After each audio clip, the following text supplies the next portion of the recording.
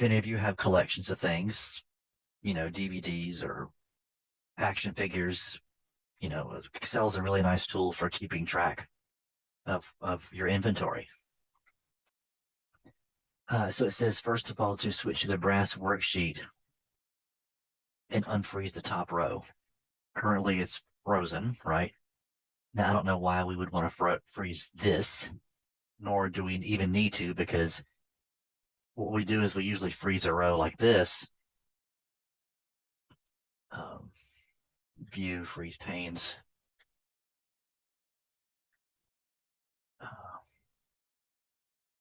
So that when we scroll up and down, well, I did it wrong, but when we scroll up and down, we can still see the column headings. But they want you to unfreeze. So I would just click the first row. It's currently frozen because it's still there as we scroll. So click on the first row and just do unfreeze panes, and that'll take care of that. See how it's not frozen anymore? And then we want to sort the data in the brass table first in descending order by purchase date, and then in descending order by the estimated value field. So here's the purchase date. So we do a purchase date first. We want to sort in descending order, which means the most recent year first, newest to oldest. Now, you can't do it this way. You could do that, right? Newest to oldest. And that works. But then it adds a second level of sorting, and that's by the estimated value date field. Again, largest to smallest. But what it does is it sorts this, but it kind of cancels this sort. So we're no longer in descending order here. So we don't want that. I'm going to just Control Z twice to get rid of that. What you need to do is click on the entire data that you want to sort and go ahead and include the column heading. We can tell it that this is the heading and not to sort it. If you don't do that, it'll put the word this row, I guess, down here after French horn. So highlight it all, including the heading, but not this. And go to data, sort. And then we're going to sort by, first they want to sort by purchase date. So we're going to sort by, and notice that it's checked, my data has headers. Sort by purchase date first. And we want it newest to oldest because it says descending order. And then we just click add level. And we, after it sorts for purchase date, so if some of these have the same purchase date, well, then how do we sort those? They want that sorted by estimated value field, the estimated value. And they want this also descending, so largest to smallest. So if we do that, we'll notice that purchase date is definitely the priority. So, it's going down in years, but when two occur on the same date, well, how do we sort that? By this. Notice this is bigger than that, so it put that first. And then these two dates are the same. So to tell it what to do, that first and that, because descending order. So that's what they want there. That's the only way to do it. You just have to highlight it and go under data and sort. You can't use these little drop-down boxes if you have multiple level sorts.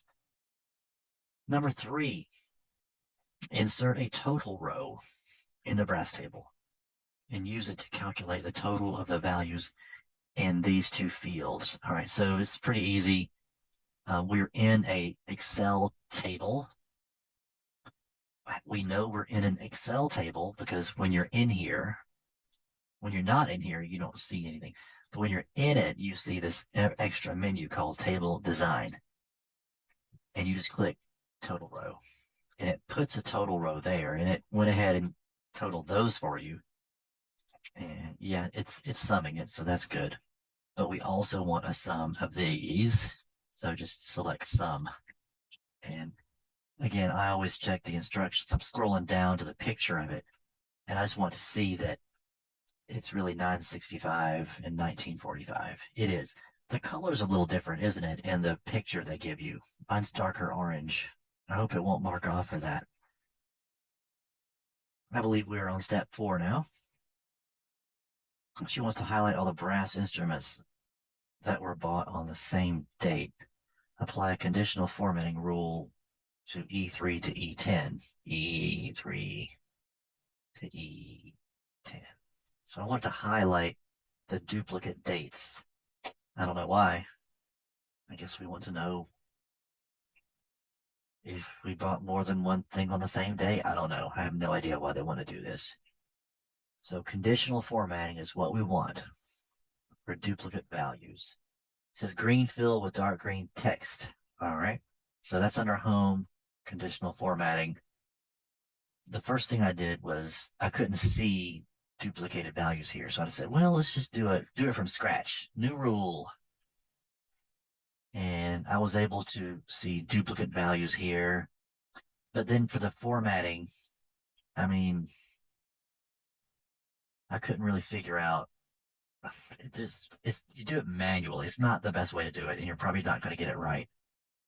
So if you go under conditional formatting again and you do highlight cells rules, you can see here they have duplicate values. This is the way you want to do it because you get the default styles of shading or whatever. And we want green fill with dark green text. So that's easy to pick from that list. And this is what it should look like. So now we can easily see that the trombone and the French horn were bought on the same day, and that the tuba and that trumpet were bought on the same day.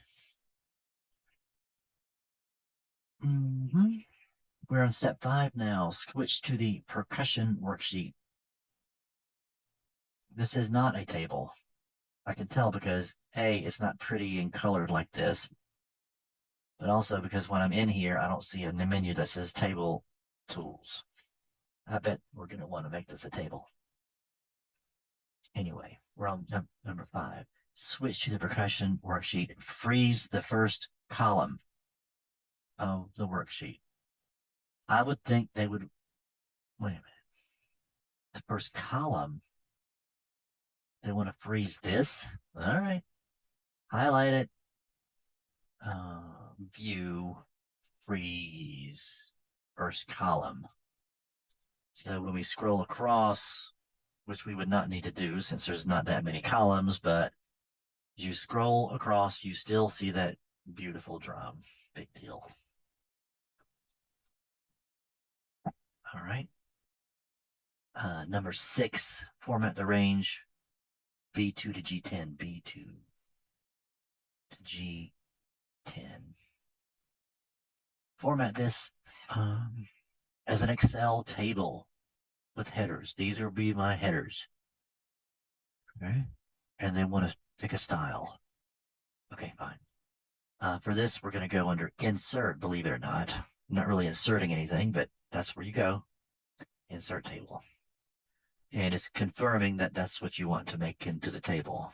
I think if you just select that and you still do insert table, it's going to think you want to do that, and then you got to edit it. So best just to highlight what you want to be the table, do insert table, and it'll assume that's what you want. Notice it says my table has headers. It does. The first row are the headers. So it will not include these in the data analysis. It's just the headers. So we click that. It's kind of gray. But they want it to be gold table style medium 12. Right? Gold medium 12. Just click anywhere in here. If you're not there, you won't see it. We want gold. What was it? Gold medium 12. There's medium. Is this gold? That's tan. That's gold. Medium 5. Come on, pop up. Medium 19. That's medium 12. So this is the style we want. Enter percussion as the name of the table. Now, do not do this. Then don't type it here. This is for naming ranges, which I think we've done before. You can just be anywhere in the table. And if you're not on there already, go to table design. And under table name, you click and you just call it what? percussion with a capital P. And you have to hit the enter key to make it take. So click away, click back in, wherever you are in here. It says the name of the table is percussion. Nice. Number 7. Naomi came up with a new snare drum. We want to include it on the percussion table, and they give you the data to enter. You're going to notice something neat when you enter a new instrument. It'll automatically expand the table to include that new row. And this is a snare drum. Notice how it kind of auto-fills for you. When you see that, you can just hit enter. Sousa. There it goes. I just had to type S and it showed up. Condition good. Yeah. Okay. Date is 2/16/25.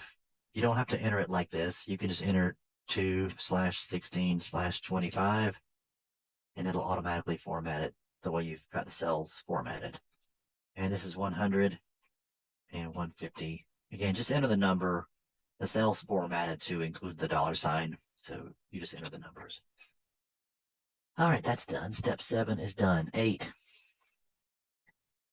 I've got 5 more steps. 12 steps in this project.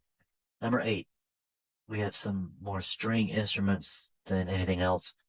We want to summarize the string data. So go to the strings worksheet. And here we're going to insert subtotals. Okay. We want to subtotal all these things.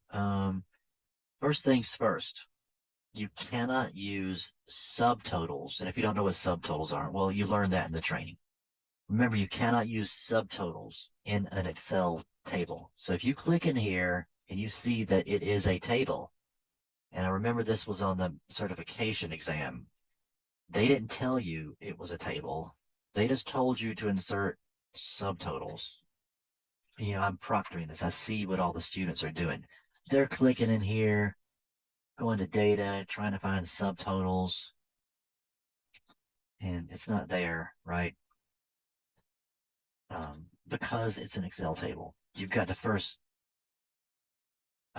be in here, table design, click convert to range. This basically makes it not a table anymore. So click that. It asks you if you're sure. Now notice it doesn't look all that different, but it is not a table anymore. So when I'm clicking in here, I don't have table tools. What's the big deal? Well, the table tools have a lot of functionality, like adding a total row and these nice filters and things. So tables are nice, but you can't do subtotals with a table. I need to go back. It's a table again. I just hit Control Z. I forgot this step. I forgot step 8A. First, we have to sort the table by instrument field in ascending order. I want to sort these in ascending order. Because right now it's C, G, V. That's already kind of sorted, isn't it? Sort the table by the instrument field in ascending order. Okay, well, maybe it wasn't this way, and I don't know. So sort A to Z just to make sure. Cello, guitar, okay.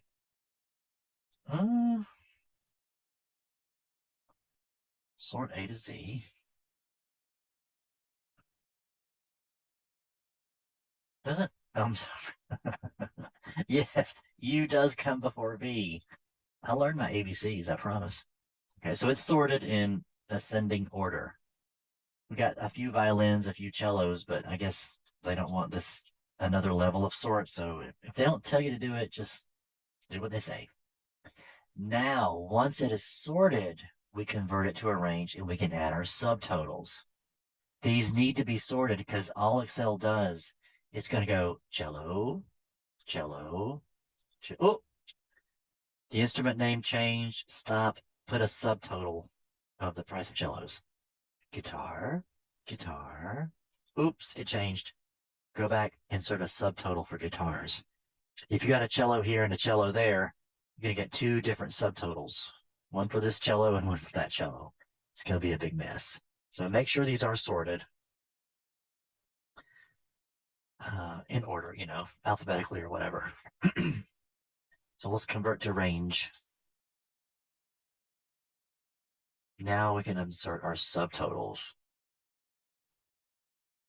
into the range B2 to G12, B2 to G12. We are including the headers. Don't worry, it's not going to put a subtotal for this row. It knows those are the headings.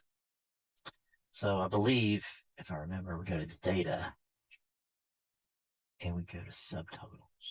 There it is. Over under outline, click subtotal right there. And at each change in.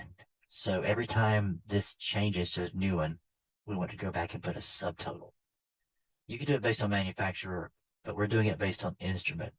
We want to sum. What do we want to sum? It says we want to sum price and estimated value. We want to sum these, subtotal these columns. You can't subtotal these because you can't do math with words. So we want to subtotal those. If we already had subtotals in there, we would check this to delete them. I mean, there's none in there now. It doesn't hurt to leave it checked. Definitely not a page break because that would put each one on a different page. And this is not a huge table. And it doesn't say, but yes, we do want the summary below the data. So hit OK. So now we have a subtotal of our cellos. The total amount of cellos is 245, guitars 105, upright bass 980. I would want to have some lines here, but anyway, it didn't tell you to do that. So I guess we shouldn't do it or it'll mark you wrong. I'm just going to go down to my picture and just to make sure this looks good. Yeah, string instruments. I see these are bold, violin, grand. Make sure the numbers 1778, 3132 are correct. Just take a look. This looks to be the right color too. So I think we're in good shape with that one. Almost done. We're on step 9 now. Switch to the wind worksheet. Those are ugly data bars. It's covering up the numbers. I hope we're going to fix that. Remove the duplicate of the record based on the values in the instrument manufacturing condition columns. Okay. We have a duplicate record here. It's possible that, Kaito, when they bought this instrument, what they buy. The duplicate, by the way, they're going to go ahead and tell you. Well, they don't anyway. But it's been recorded here twice. I guess Kaito put it in here, and then unbeknownst to Naomi went in and added it also. So there's duplicates.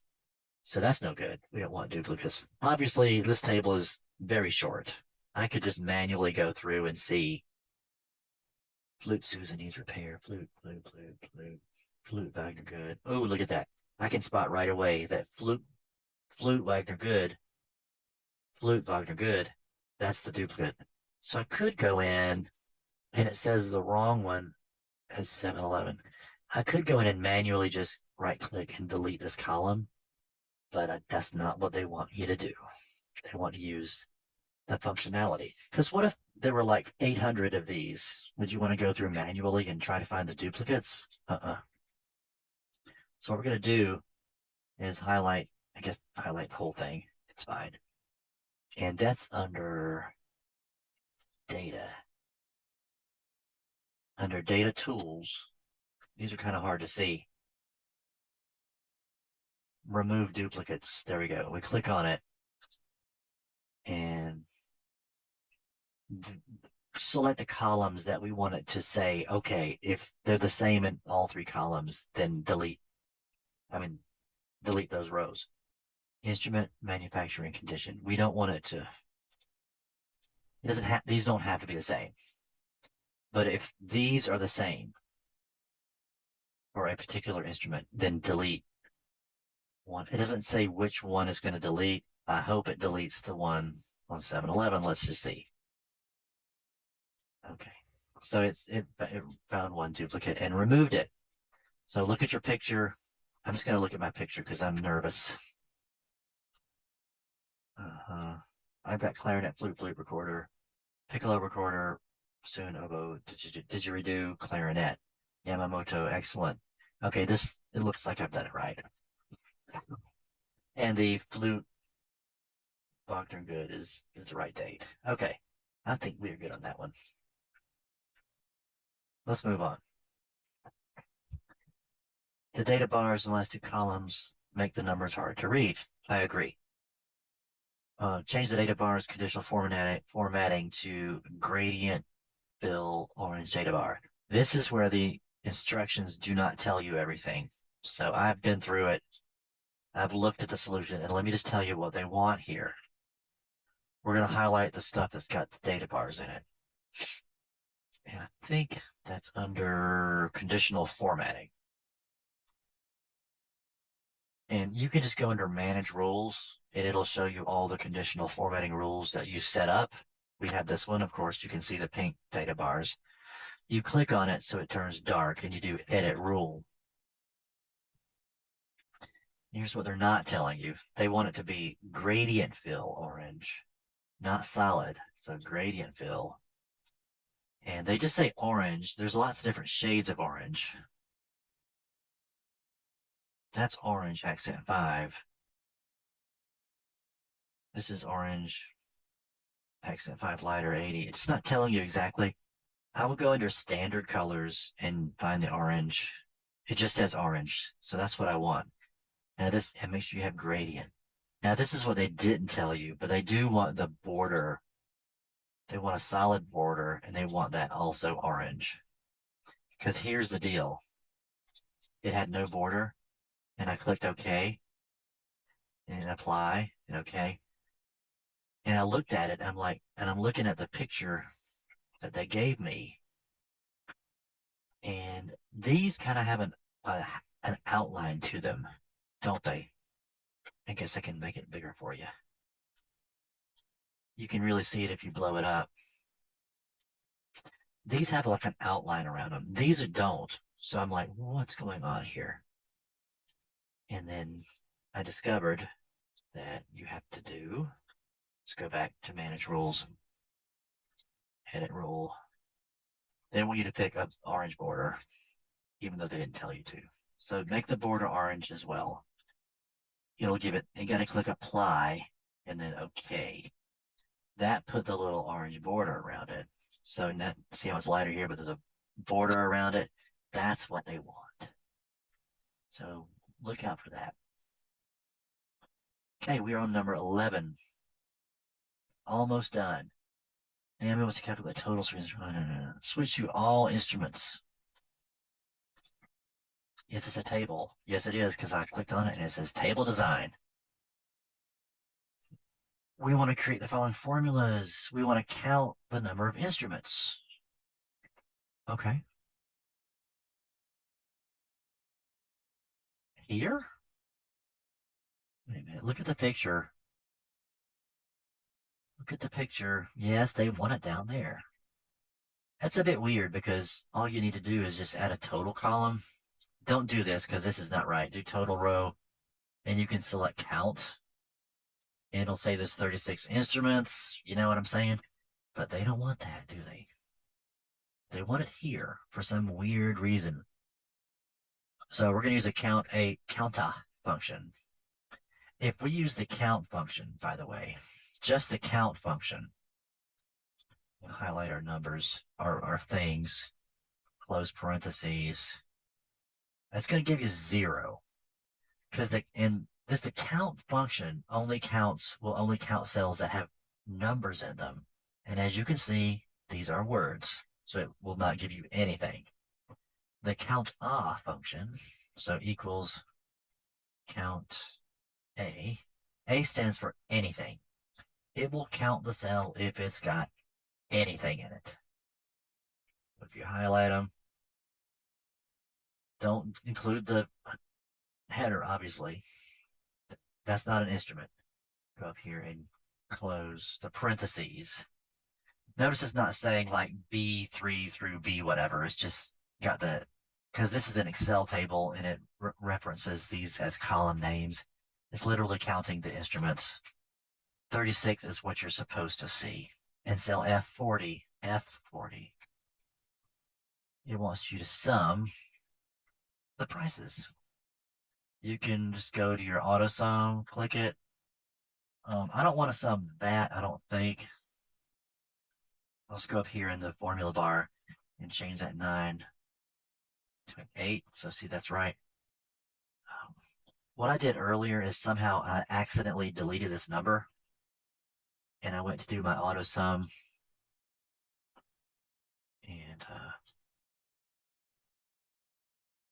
and I went to the solution, and I noticed my number was wrong. This is supposed to be 4416, and that said 4316. I'm like, what is going on? But I noticed I accidentally fudged with my table. So if you do something bad, just Control Z a few times until it goes. There you go. And now we can do our formula. Let's make this 38 instead of 39. And then they also want to sum this column. Why reinvent the wheel, right? Just use your fill handle, drag across. 7, 9, and 8 is what it's supposed to be. Please tell me they want you to freeze the top column. That was 11, number 12. We want to include a sales date. Let's include it, the sales date. Add a table column to the end of the table. This is a bit weird. And maybe some of you can send me a message or something. I couldn't figure out how to do this to make it look the way they wanted it to look. So I'm going to have to do you a little solid here. See how wide that is? I guess they want it that width. And I don't want you to lose points. So they want it that width, I guess. And I don't know. I've clicked in the table. I don't see any options for insert column to the right. Maybe I'm missing it. Maybe they told you this in the SAM training, which I haven't done. But how I add a column is I just go here, and they told you they wanted it to be called column, I guess. And it will automatically bring it into the table color-wise and everything. But it's too thin, and so I went into the solution, and I have just now forgotten. What is the width it should be? I'm going to tell you. The column width needs to be 19. So I'm just going to make the width of this column 19. Okay, that's what it needs to be, I think. I mean, maybe it won't count off if it's like that, but maybe it will. Like I said, if you know a way to insert a column to the right any other way, please let me know. You can also, I guess, go here, right click, and do insert, and it will insert a column to the left. And it does, but that's not how it's supposed to look. So just type column here and make this 19. Okay. I wish we could freeze that because, you know, you would just click here and do view freeze panes.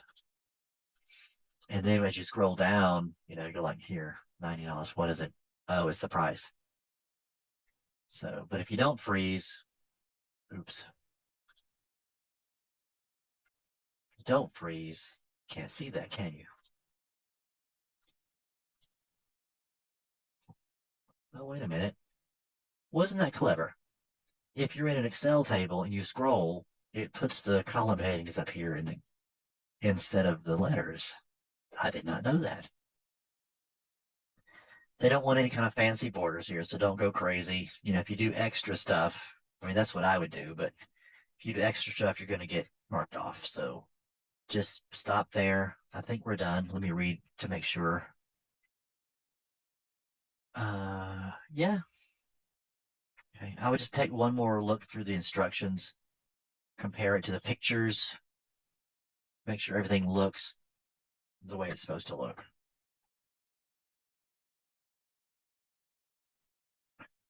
Sorry. Brass looks good. That's green, 965, 19415. Check your